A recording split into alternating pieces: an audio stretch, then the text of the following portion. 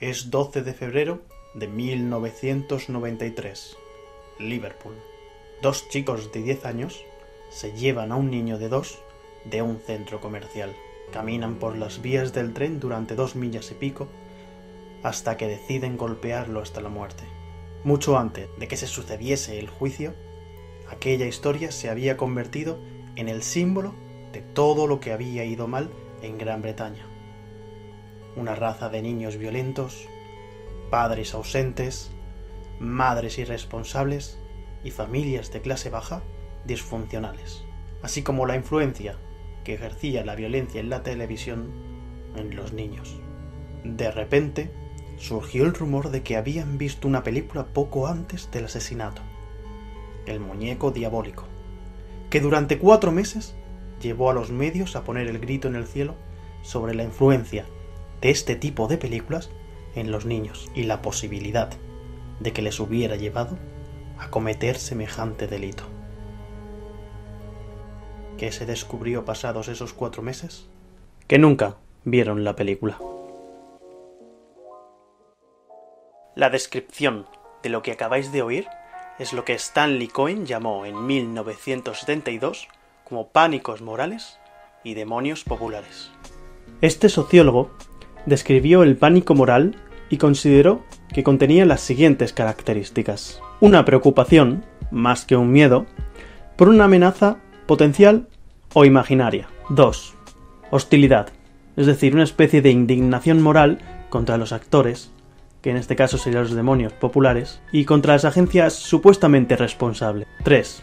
Consenso, un acuerdo amplio, aunque no necesariamente total, de la existencia del problema, que es serio y de que algo debería hacerse.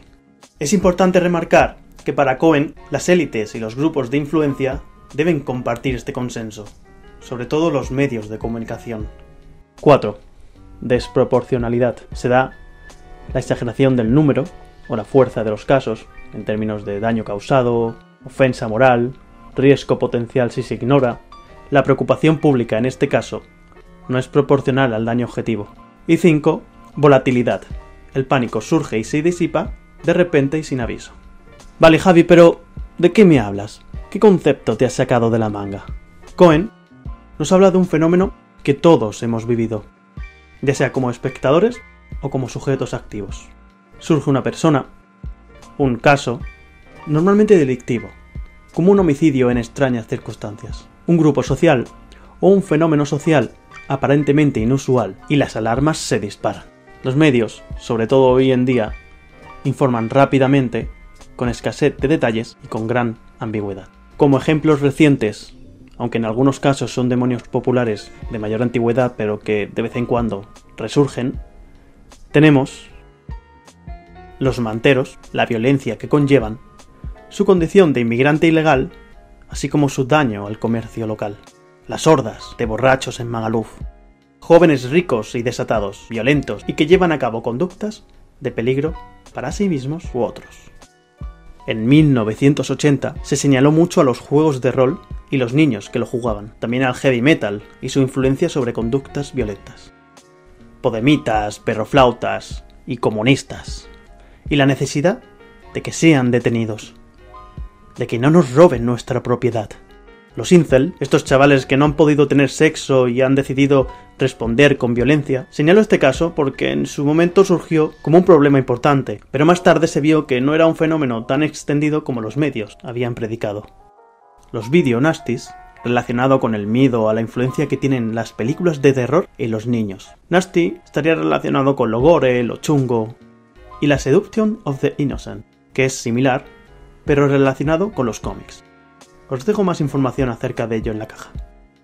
Es importante señalar que surgen a través de ese caso aislado en el que la rumorología señala una característica única de sus hábitos como desencadenante. Siguiendo con el proceso, lo siguiente que sabemos es que el mundo se está cayendo y el perpetrador representa lo peor de la humanidad.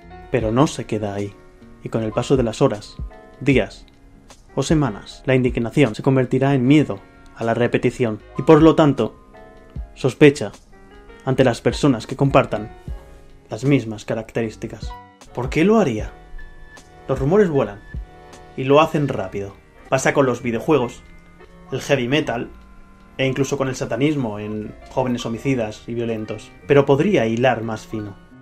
La relación que hemos creado entre ataques terroristas e inmigración, en concreto, la de refugiados que entran por el mar de manera no controlada.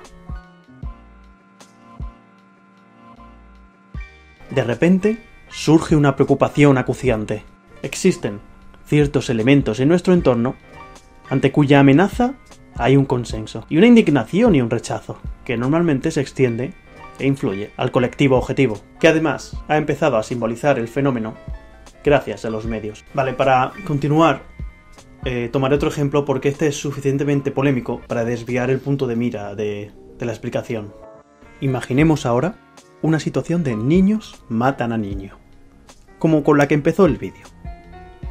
El siguiente paso sería la exageración del número de casos que existen, haciéndonos creer que son bastante frecuentes a través del efecto que nos provoca que sean tan llamativos. Y finalmente, pasado un mes, quizá menos, el tiempo que los medios decidan dejar de hacer tertulias sobre ello, el pánico se disipa y todo vuelve a la normalidad. Bueno, no todo. Diría Cohen que esos demonios populares pasarían a formar parte del imaginario colectivo o social. De manera que, aunque olvidemos que están ahí en el momento, surgirán en adelante como roles sociales que debieran ser evitados. Es decir, recuerdos visibles de lo que deberíamos evitar ser. Mientras dura este pánico, los políticos han podido aprobar medidas que traten de calmar el ánimo, pero que pueden resultarnos injustas o poco razonables en frío. Medidas que sí serán duraderas y que han sido tomadas desde la emoción y no la racionalidad. En lo referente a la influencia de los medios de comunicación, Cohen cree que estos pueden tomar uno de tres roles durante el pánico moral. 1. Estableciendo la agenda social.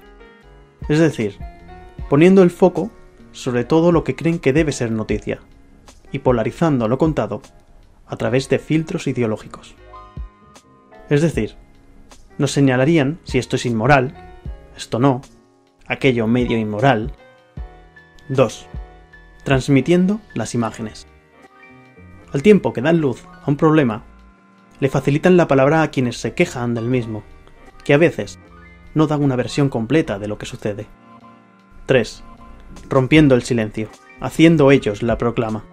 Es importante que informen, pero ¿por qué informan de eso y no de otra cosa que también sucede? La forma en que los medios iniciarían el proceso, que no es siempre ni consciente ni voluntario, pasaría por tres momentos: el de la exageración y la distorsión, el de la predicción y el de la simbolización. Funcionan de caldo de cultivo. En lo referente a la simbolización, diría Cohen que existen tres procesos. 1. La palabra se convierte en símbolo de estatus. 2. Algunos objetos simbolizan la palabra. Y finalmente, 3. Los objetos se convierten en símbolo del estatus. Es decir, se produce la generalización de un fenómeno puntual a todo un grupo social. Otros autores, Turner and Suras, hablarían de símbolos desfavorables claros. Lo que sucede con los símbolos y las etiquetas es que adquieren su propio potencial descriptivo y explicativo. Un día hablaremos de la teoría del etiquetamiento. Diría Cohen que incluso los pánicos morales más fugaces reflejarían los intereses de las élites políticas y de masas, muchas veces legitimando y reivindicando toda una serie de patrones legales, políticos, culturales e ideológicos. Incluso diría que el rol de los medios de comunicación no radicaría tanto, o su importancia no radicaría tanto en ser transmisores o activistas, sino en la manera que mantienen y reproducen la ideología dominante. Vale, Javi. ¿Pero por qué surgen estos pánicos? Bueno, con una economía de la que no puedes fiarte, inestabilidad laboral, empobrecimiento generalizado, desinformación, con relaciones personales que cada vez son más efímeras, Y una vida política basada en el aquí y el ahora, y no en la planificación a largo plazo, por no hablar de esta cultura antirracional del no seas aguafiestas, cualquier amenaza al frágil equilibrio que nos construimos es percibido como un depredador que ha de ser enjaulado. Dada la inestabilidad constante, la percepción del aumento de riesgo evoca el pánico. Y la forma más sencilla de ganar votos es generar miedo o rechazo. En el caso de los delitos, los políticos tienen sus propios fetiches: la corrupción, los delitos sexuales, homicidios, violencia de género o delitos cometidos por inmigrantes, por ejemplo. Y en términos de inseguridad y victimización, el concepto de riesgo y pánico están conectados naturalmente. Cohen diría que nos afectan tan fácilmente porque tienen la cualidad de resonar en nuestras propias ansiedades personales. Al final, estos pánicos terminarían o por aburrimiento, falta de interés de la gente, porque sucumbieran a los ciclos de la moda, entendiendo esto como lo que está en el foco, o quizás porque la información que apoyaba el pánico es desacreditada al poco de surgir, o porque se convierte en espectáculo público que más que preocupar, entretiene. Bueno, para terminar, surgen dos reflexiones de aquí, una positiva y una negativa. En lo positivo, si algo bueno tienen estos pánicos, es que nos señalan realidades, aunque sea de manera sutil. Son tendenciosos, lo que ante su surgimiento nos indica una particular dirección ideológica que predomina en el silencio colectivo. Y por otra parte, suelen ser un evento de causa desplazada, es decir, lo que conocemos como bombas de humo. Suelen servir para desviar la atención sobre el verdadero problema.